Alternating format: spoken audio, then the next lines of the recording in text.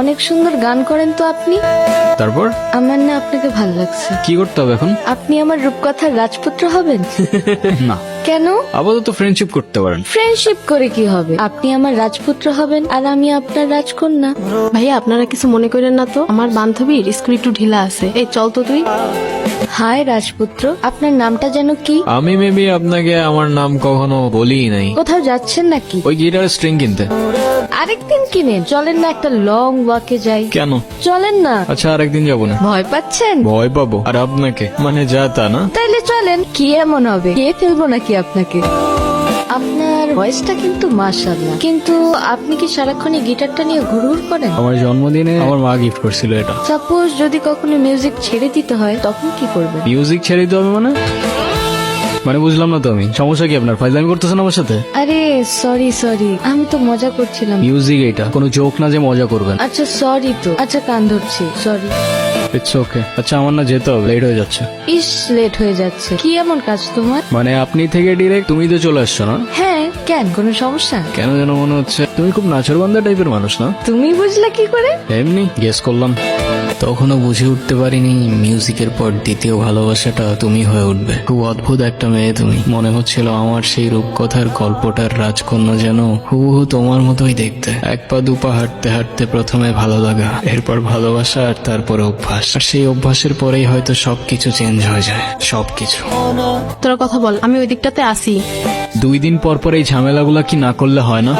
কি কিছু বলবা না? যা বলার সেটা তো বলছি আমি তোমাকে। শুনতেছো কোথায়? শোনার মতো কোনো কথা বললে অবশ্যই শুনতাম, কিন্তু তুমি যেটা বলতেছো সেটা আমার পক্ষে করা পসিবল না। কেন পসিবল না? মানে তোমার লাইফে কি আমার থেকে তোমার মিউজিকের প্রায়োরিটি বেশি? মানে তোমার সাথে তুমি মিউজিকের প্রায়োরিটির কম্পেয়ার কিভাবে করো সেটাই আমার মাথায় ঢোকে না। রোহান, একটু প্র্যাকটিক্যাল হও। জীবনটা তো আর কোনো রূপকথার গল্প না। আমার গ্রাজুয়েশন শেষ, এভাবে আর কতদিন? তুমি মিউজিকটা বাদ দাও তো, আর তা না হলে আমার সাথে আর দেখা করতে আইসো না।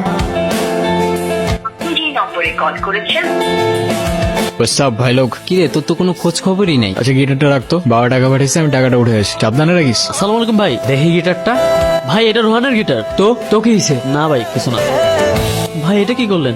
তোর রোহান রে কইস এই গিটারের তার যেমন ছিড়ছি না, তোর রোহান রে ধরলেও না এমন করে ছিড়ালাম। কে ছিড়ছে? জাকির ভাই। Sorry Rohan, sorry. ঠান্ডা হয়, এতটা গরম হইস না। এটা তুই ঠিক করছ। এটা কোনো র্যান্ডম গিটার না, এটা আমার ইমোশন। তোর ইমোশন আছে, আমার ইমোশন নাই। আমার গার্লফ্রেন্ড তোর পোস্টে ক্রাশ লেগে কমেন্ট করবো কেন? আমার ভালো লাগে নাই তাই আমি তো তার ছেড়ে দিই। আরে তো তোর গার্লফ্রেন্ড তুই সামলা না ব্রো। হ্যালো, কোথায় তুমি? তুমি কোথায়? তোমারে কতগুলা কল দিছি আমি। রনির কাছে শুনলাম কি ঝামেলা হয়েছে। না সমস্যা নেই, তেমন কিছু হয়নি। সমস্যার কথা বলি নাই আমি। তুমি এক্ষুনি দেখা করো আমার সঙ্গে। কি অবস্থা, কেমন আছো? তুমি কবে ছাড়বে এসব? মানে আসতে না আসতেই তুমি আবার শুরু হয়ে গেলা। মানে আমি না বুঝি না, আছে কি তোমার এই মিউজিকের মধ্যে যে এটা ছেড়ে থাকা যাবে না? সেটা হয়তো তুমি আমার জায়গায় থাকলেই বুঝতাম। না, তোমার জায়গায় থাকার তো আমার কোনো ইচ্ছাও না। দেখো, এখনো কিচ্ছু নষ্ট হয় না। আমি শুধু চাই তুমি 8-10টা মানুষের মতো একটা নর্মাল লাইফ লিড করো, একটা জব করো, আর মিউজিকটা ছেড়ে দাও। That's it. আরে মিউজিক আমার ব্লাডের মধ্যে, এটা ছাড়লে বাঁচবো কেমনে আমি? আর আমি যেটা পারবো না সেটা আমার বারবার বললো না তো তুমি। তোমার ডিসিশন তাহলে ফাইনাল? হ্যাঁ। কফি? আপনারা বলছিলাম না একটা ছেলের কথা।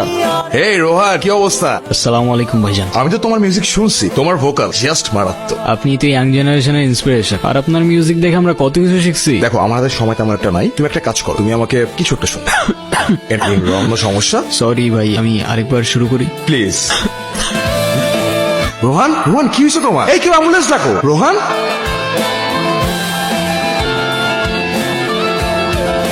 তাহলে ভালোই হয়েছে। এই মিউজিক টিউজিক আর করতে হবে না। চলো না আমরা আবার নতুন করে সব শুরু করি। কিন্তু তোমার ভোকালের যে কন্ডিশন, আমি চাইলেও তোমাকে হেল্প করতে পারছি। না মানতে পারছিলাম ভাগ্যটা, আর না জীবনটা সহজ হচ্ছিল। বলতে বলতে আমি আমার কাহিনীর ঠিক শেষ পর্যায়ে চলে এসেছিলাম, আর তখন মনে মনে কবির লেখা সেই 4টা লাইন খুব মনে পড়ছে। খেলা ঘর পাতা আছে এই এখানে, স্বপ্নের ঝিকিমিকি আঁকা যেখানে, এখানে রাতের ছায়া ঘুমের নগর, চোখের পাতায় ঘুম ঝরে ঝড় ঝড়।